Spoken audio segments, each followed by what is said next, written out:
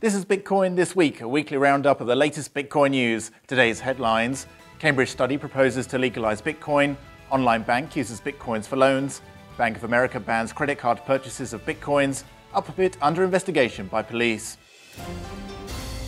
Local news has reported that one of South Korea's largest exchanges, Upbit, is being investigated by police for alleged fraud. Now, coming fourth by trading volume globally, it's one of the biggest exchanges. According to a report by Chosum, a local news outlet, Upbit has allegedly faked its balance and deceived investors. The South Korea Financial Supervisory Commission is also involved and has sent investigators to look into the company's data to audit the exchange's virtual currency holdings. Now, it seems as if this news is already hitting the market badly, as it experienced over 15% of losses through to the end of last week. This comes as part of the FSC and the Korean Financial Intelligence Unit investigation into protecting their anti-money laundering laws throughout all cryptocurrency exchanges in the region.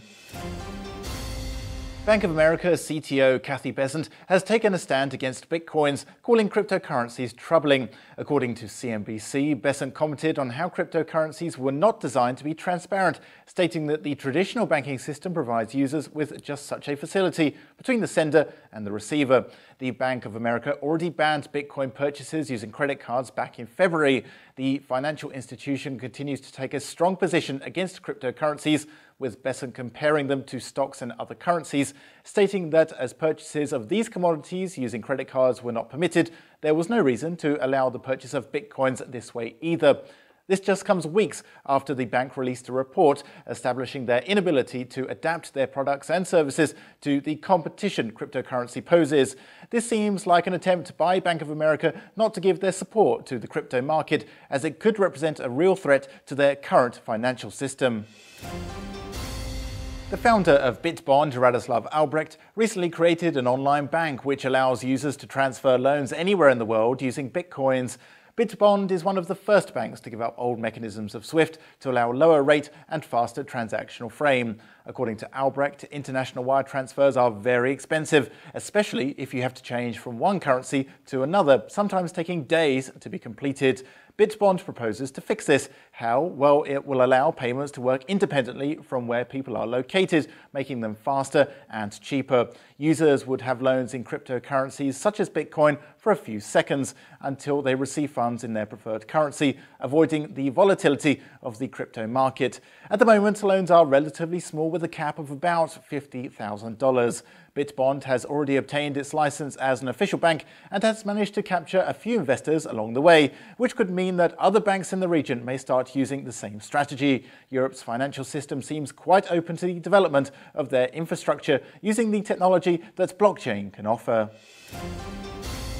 A group from the computer labs at Cambridge University has published the results of a study they carried out with the purpose of creating an effective method to separate Bitcoins which are used in crimes from those which are not.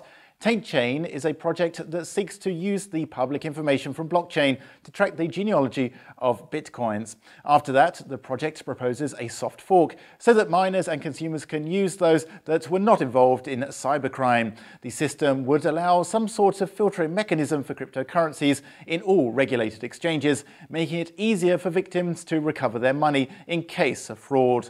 According to the authors of the project, this mechanism could be a lot more effective than that which investigators are currently using to determine if Bitcoins are part of a crime. The project does, however, warn that in order to function, both governments and exchanges would have to put aside their differences to implement the system.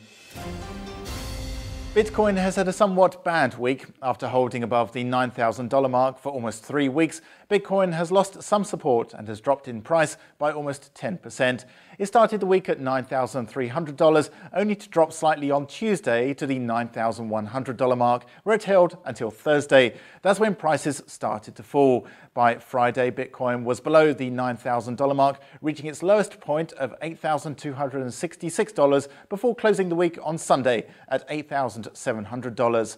Prices could have been affected by the Upbit investigation and the current major sale by Mt. Gox, who are continuously dropping Bitcoins into the market to repay their users after the hacking episode.